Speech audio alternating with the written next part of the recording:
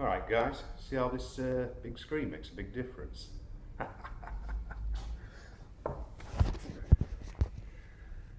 Only joking.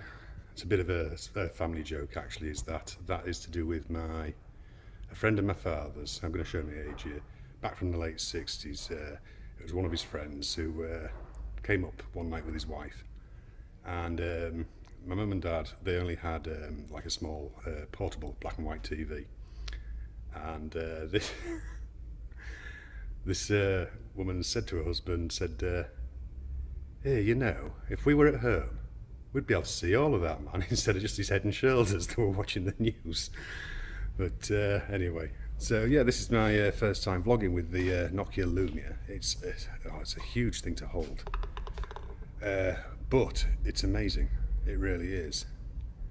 The screen quality is fantastic. Now I'm just hoping that I'm sort of wandering around in different light situations here, just to see how it actually goes. That's alright, I thought we had a delivery then. I thought I was getting a last minute delivery before I go home. So yeah, I mean it's just so big to hold.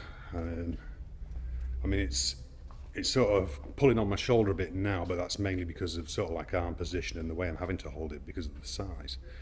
But no, this thing it's certainly nice, and if it weren't so big, I would have one as a second phone.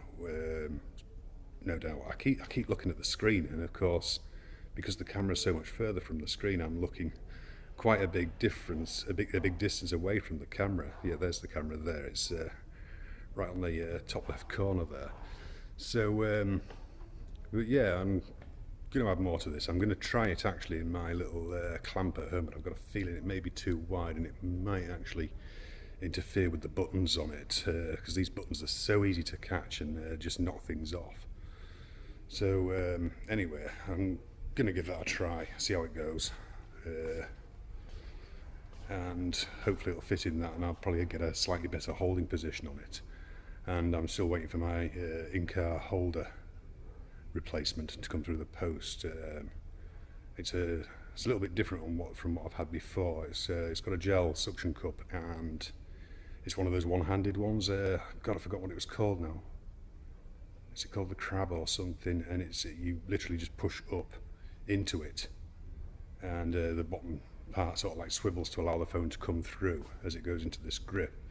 And reading the reviews, it would appear that it will take a phone of this size, so that's great. But I mean, it shows you on video clips of them actually holding drinks in this thing, great big drinks cups in this clamp anyway. So hopefully that'll turn up before this weekend, so I'll be able to get some vlog footage in the car and what have you, because that's where I sort of, my lifestyle, it's where I get most of my time to sort of like think and talk to you guys.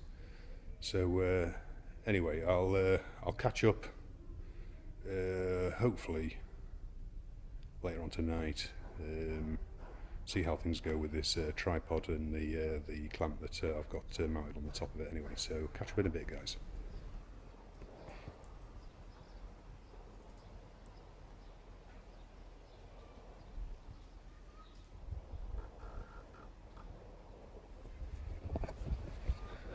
So there you are. It's what's about 8 o'clock light. That's so you can see.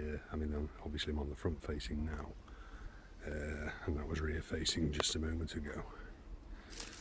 And yeah, just sort of like wander, an area where you see me wander before. That gives you an idea of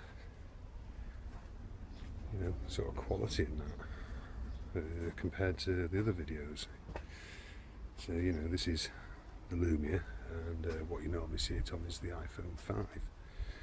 I've got it in the clamp at the minute, which is it's borderline breaking it, is stretching it slightly, and it only fits in at one end. There is a break between two of the buttons where it would probably fit better, but it'd probably do its it would ruin the mount getting it there, to be honest. Yeah, that caused a bit of flickering in the screen there. You see, and that's where it sort of shows up on this camera, is it's sort of like the sensor in it. It's, I mean, you know, for the size of the camera, really, the sensor just isn't big enough. And I think that's a lot of the trouble with the way the lighting works on it and that.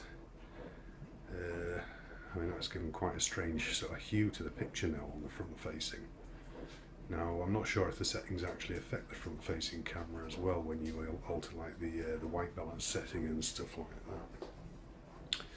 So anyway, it feels quite heavy on the tripod. I mean, it is a relatively heavy phone, but then, you know, it's bigger, so you expect that. It's quite strange going from holding this. You sort of slowly get used to things, don't you? And then I sort of put that down and pick up the iPhone 5, and it's like, oh my god, where is it? You know, it's this is definitely too big as a daily device. But it has made me think that the sweet spot is going to be somewhere around the 5-inch mark for an actually, you know, that's going to be on the sort of like the outer limits. I think once you're getting much bigger than a 5-inch phone, 5.5 absolute push, but I think once you're getting much bigger than a 5-inch device, then it's getting too big. However, the camera quality, as long as you've got enough light, is brilliant. I can't fault it on that, really. It's just getting enough light in there. So you know, let me know what you think anyway, guys. I'm going to sort of like sign off here, and I'm going to end up. You see, I'm going into a darker room now, and I'm walking towards a window now. So yeah, I'm sorry I'm not looking so much at the camera today, guys. I'm just looking more at how I see it on screen. But anyway, let me know what you think of the quality, audio as well. Actually, I have had a little playback of some of it just to see what it's like. But yeah, let me know what you think anyway, both video and audio. And I'll sign off there, and I will definitely get some more in anyway. Okay, so I'll see you later, guys. Take care. Bye.